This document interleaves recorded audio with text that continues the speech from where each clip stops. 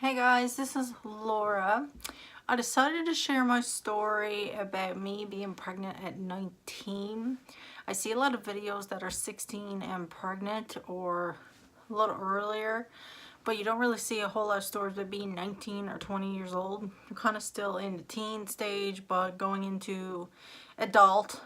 In August 2016, I usually start my period on a Friday. And I didn't seem to get it. So I was like, okay, if I don't start Friday, then I'm definitely going to start Saturday. So anyways, Friday night went by and went to work. And then Saturday came by. And in the morning, I didn't get it.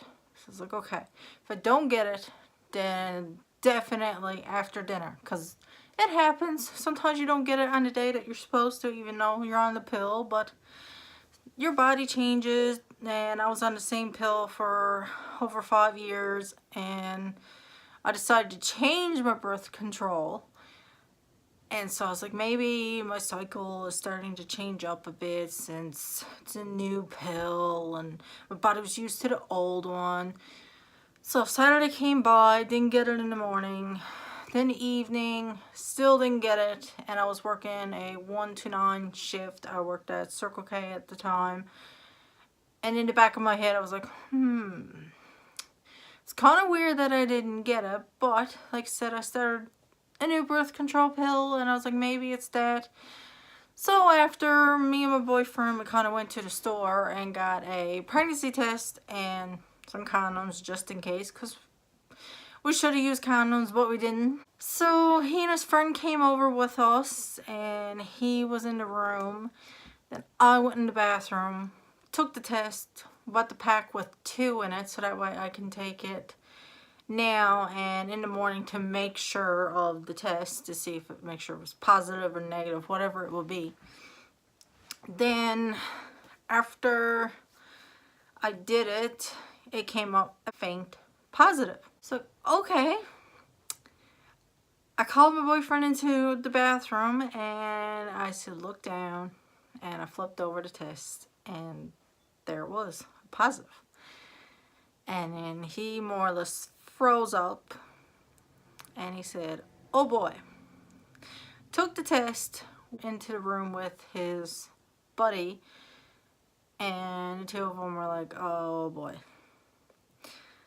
So then that was the start of it. We kind of kept it a little bit of a secret. I stayed at my boyfriend's house that night, and then the next morning I went back to my apartment where my friends are too. And then I called my friend Lorraine into the room, and I was like, I got something to tell you. So I sat down on the bed, and then I took out the 2 tests. I said, this is one that I took last night, and this is one I took in the morning. She just looked at me and she's like, okay, congratulations, I guess. Everyone was shocked. So after that, more or less, me and my boyfriend kind of kept talking and trying to figure out when to tell his parents and when to tell my parents. I went to work normal as can be. I think it was like a week before I told my boss. And I went into her office one day and I was just like, I have something to tell you. And she's like, oh, okay. And she's just writing on the paper, on the computer, doing her thing. First I told her, I said, I know why I've been very moody and calling in sick all the time. Because I wasn't really sick. I was always tired. And I used to have pains in my lower belly. So then when I told her, I said, I'm pregnant. And she just turned around, had a big old smile, and she said, congratulations. She was the only one who gave me the most positive and happy congratulations. Everybody else that we told was just a big shock to their face, kind of like, well, what are you going to do? Or, oh my God, what have you done? And so then she was the happy one. We told his parents, we called the 2 of them into the room, and Chris was like, Laura thinks she's pregnant. His parents kind of just looked at us But then I looked at Chris, I said, no, it's not a think, it's, yeah, 2 tests that came up positive. So then they were shocked. And after I left that night, they kind of talked to him, trying to see like what our options are and what are we going to do. Are we going to keep it? Are we going to put it up for adoption? Are we going to go for abortions? And so after he told me that he was talking, and I was like, well, first off, I'm keeping it. 2, I don't believe in abortions. For me, everyone has their own opinion about abortions, but for me, I don't agree with it. The only way I would personally have one is if something was really, really wrong with the child and it was going to cause pain, discomfort. Then that's the only one I would want to do it. But like I said, everyone has their own opinions and their own beliefs about that. So I agreed to kind of just take it on, like, raise it. It's our child. We can do it. I told my mom first before my dad. And I called her and she was at work. She picked up the phone. And I just asked her what she was doing. And she said, just taking a break before I go back in. So then I told her, I said, I got some news. And she said, what? And she knew it had to be something because of the way I was getting on. Told her, I said, I'm pregnant. And she kind of started crying, breakdown. And she's like, you're not. I was like, yeah, I took 2 tests and it came up positive. So she was kind of upset. And then after I was talking to her, got off the phone. And the woman that she works with, she asked Mom, she's like, what's wrong? Why are you crying? And then she told her Laura's pregnant. And then her friend told her, well, it's not the worst possible news. At least, like, her health is okay. And she's like, I'd rather hear my daughter say that than to say, well, I got cancer or I got something, like something major. So it kind of perked my mom up a little bit, especially with the fact that my parents, they got pregnant when they were 19. And they knew the struggles, they knew the judgments and everything that came with it being teen parents. So then as the months went by, everything started getting better. Like everyone was kind of excited and asking what I was having and how I was feeling. And I told them, I was like, I'm doing good. And customers that I had come in the store regularly, they'd ask me like how I'm doing and what are my plans. And if I have a lot of support. And I told them I do have a lot of support. Where I come from, everyone is family. Like, nobody they judge you in the background or they had their comments, but no matter what, they were kind of there for you. And my family comes from a long line of being pregnant at 16 or younger and having about 10 youngsters each. And plus I grew up babysitting all the time. I helped my aunt took care of my little cousin. I did it for about 2 years. I used to go up there every day and my aunt used to get a break and I used to have it all the time. Everyone in my town would call me to babysit. I've looked after so many kids. Like, I got into it. I kind of knew what it was, like what to do, what was coming.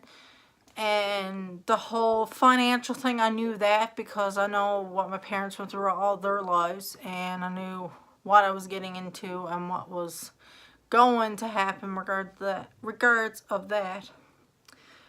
But it was my boyfriend that kind of needed the big, like, slap in the face and to be told, you have to start saving your money. You have to work as much as you can and it's time to grow up.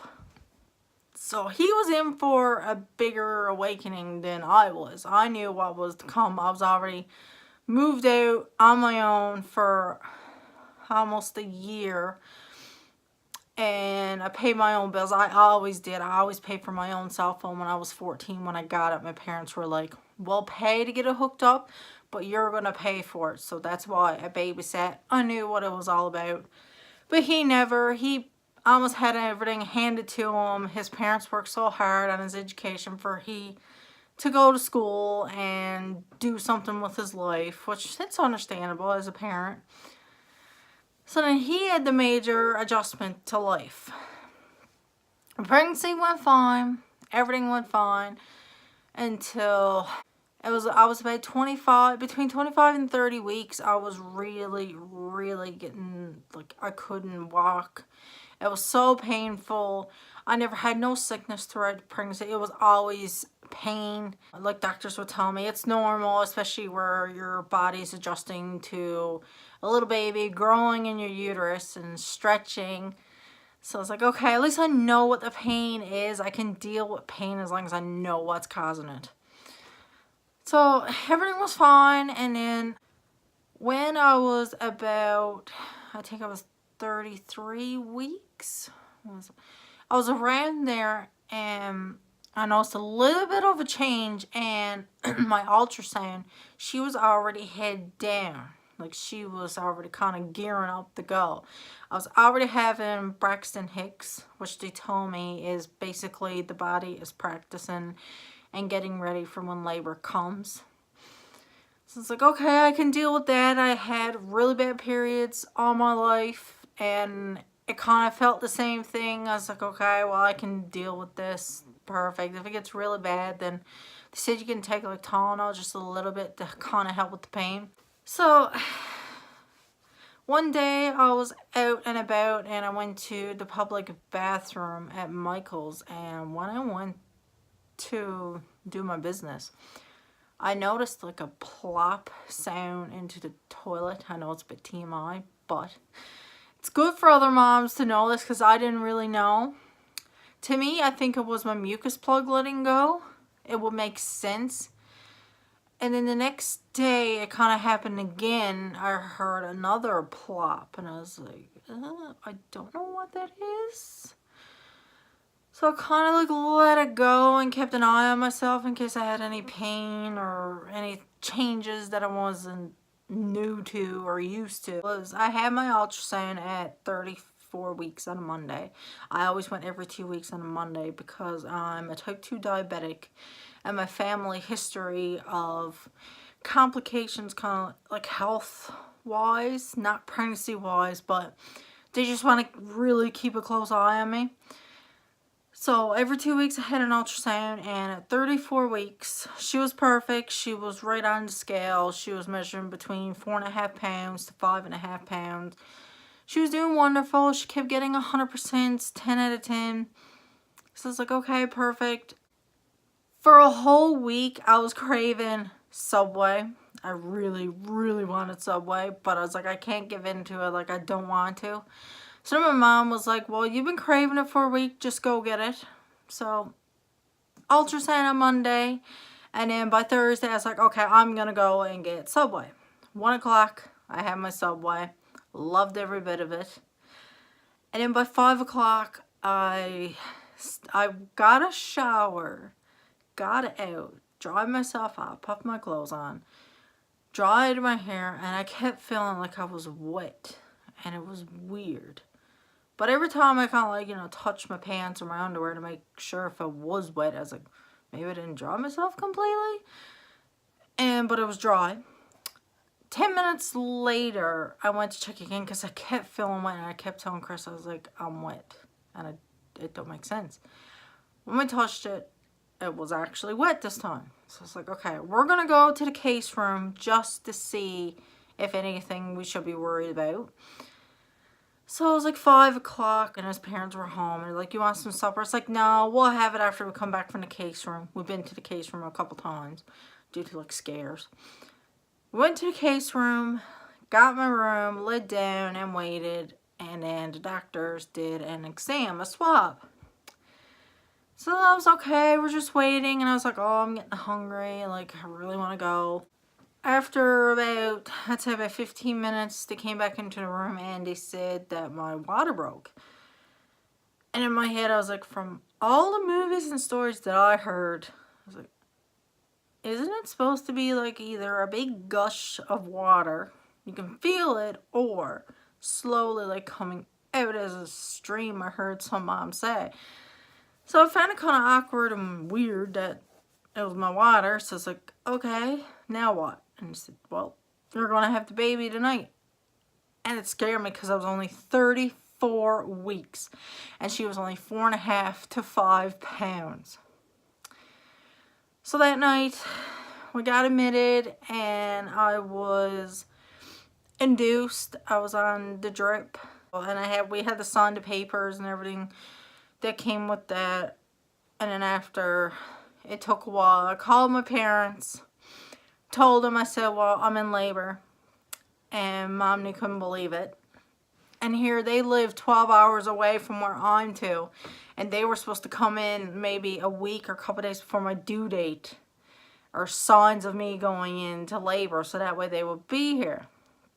So then here they were after supper, like 6 o'clock, and they had to hurry up and like pack some stuff, and Mom had to go gas up the car to get ready for early in the morning. So then I was just in my room, my boyfriend's in the room, and we had his mom in with us until my mom came. We could only have 2 people in the room. And one incident did happen.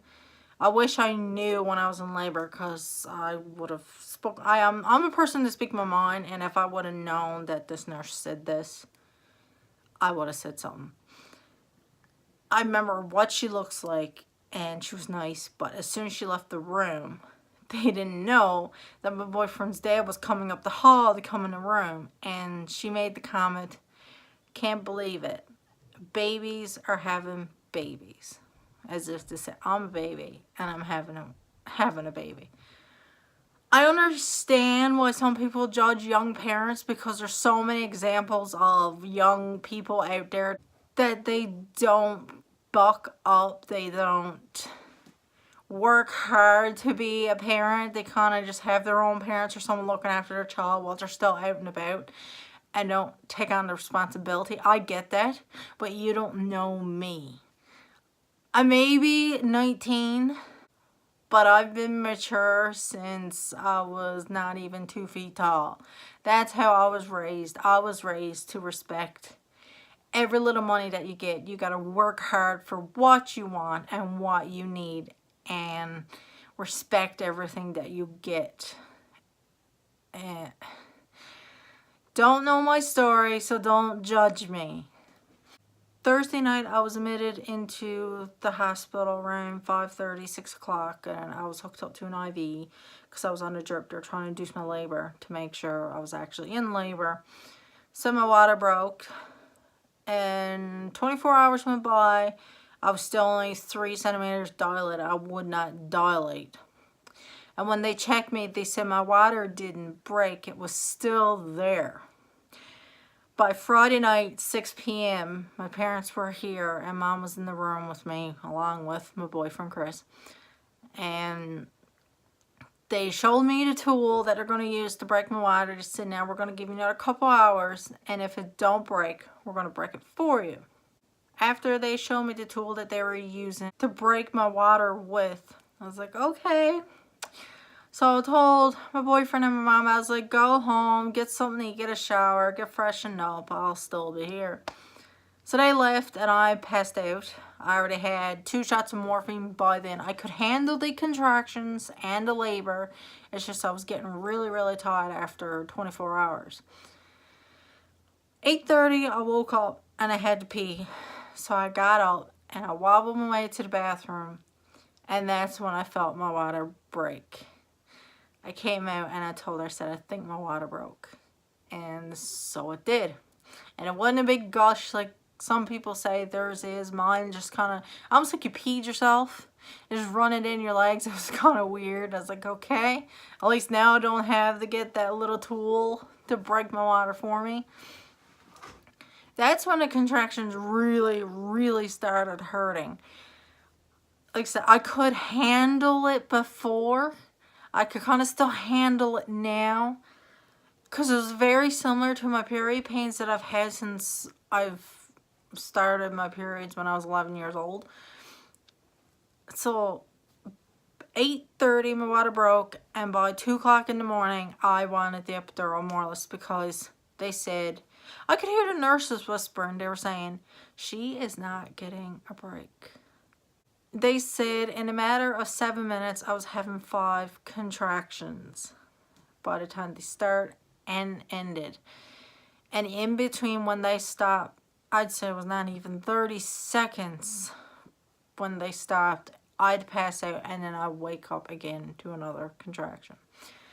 So by 2 o'clock, I was like, yeah, I need something. I'm ready to just rip into someone. Like, I'm so tired. So I had the epidural, and I always said I wasn't going to get it because I hate needles. But then I was like, no, I got to have it.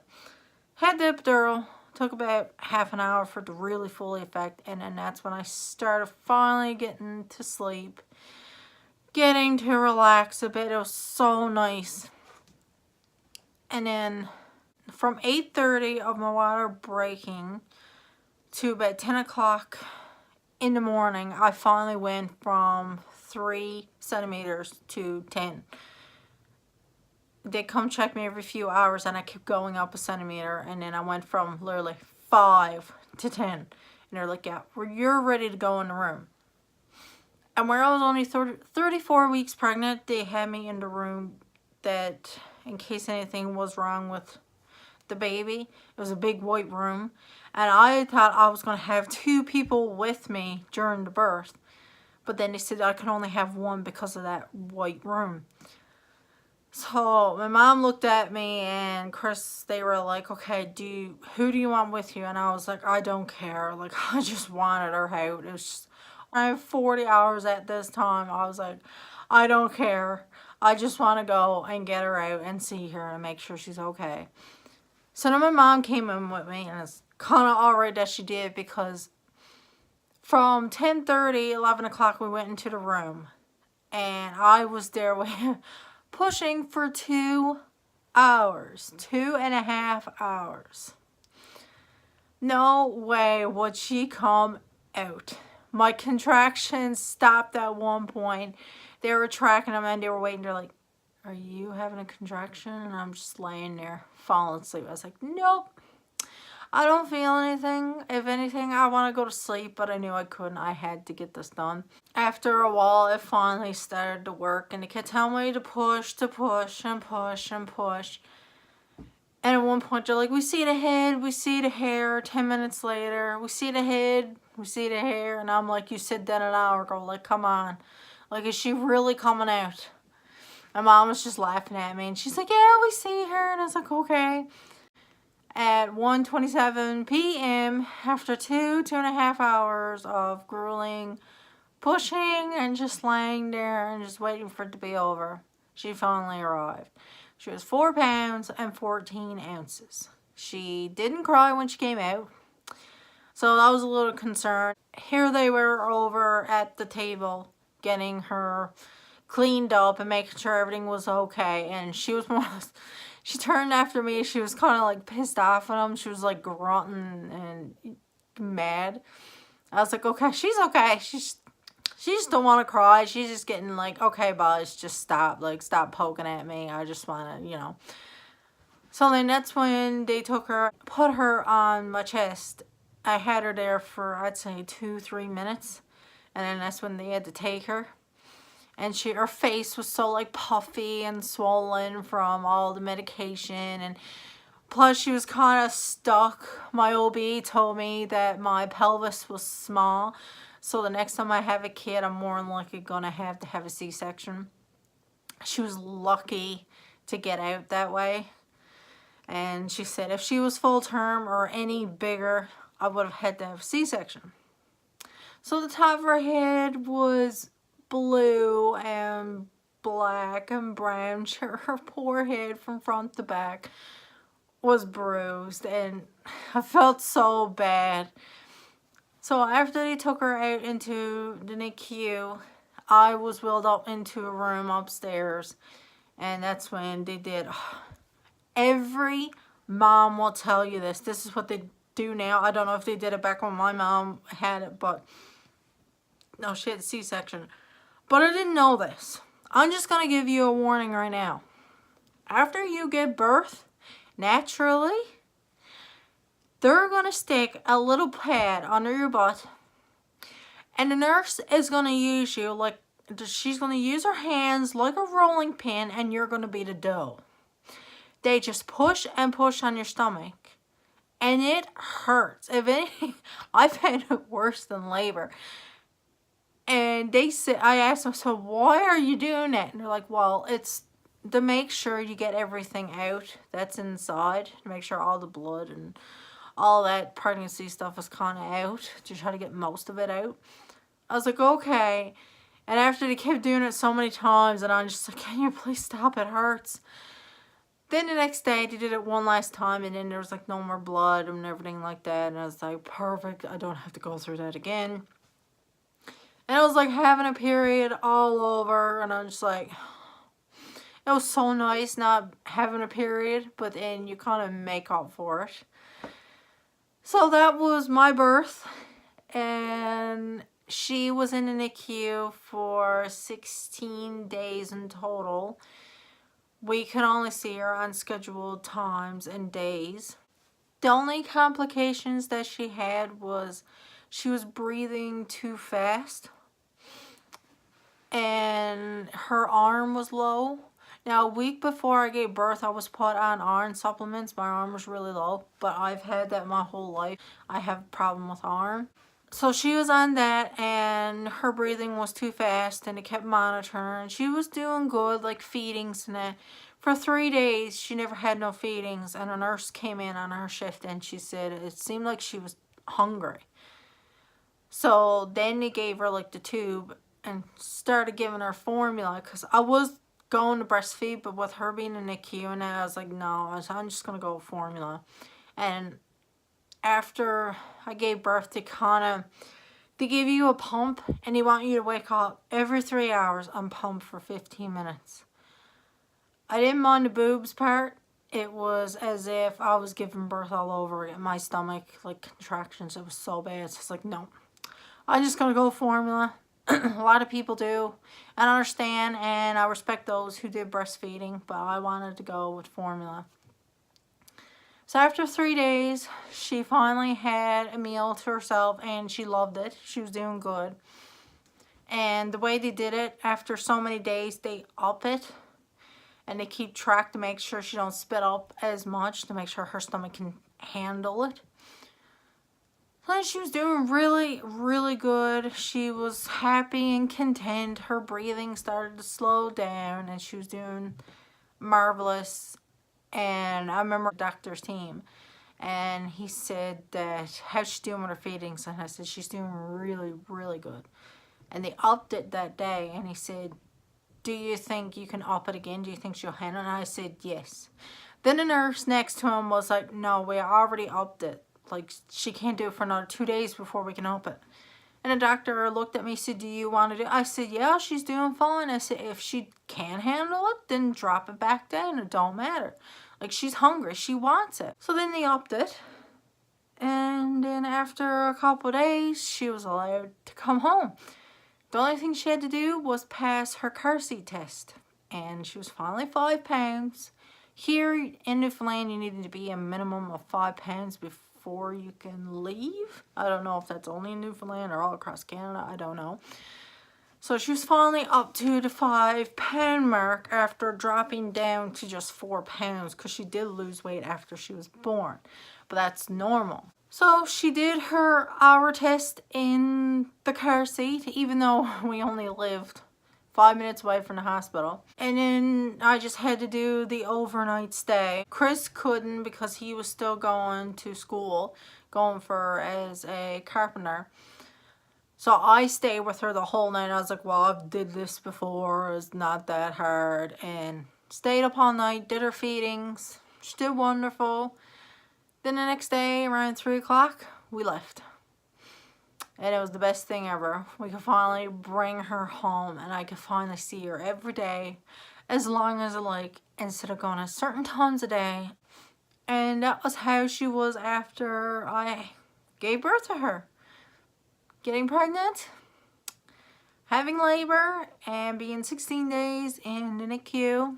Did wonderful and then came home. So that is my story of being 19 and pregnant. If you have any questions or comments, don't be afraid to comment below and subscribe. I'm hoping I can help teens that are at, especially in Newfoundland. There's not a whole lot of people in Newfoundland, regards to YouTubers, that can help. So if you need any help, any advice, don't be afraid to message me and comment below. I hope you have a great day, and I hope I can make your day even better.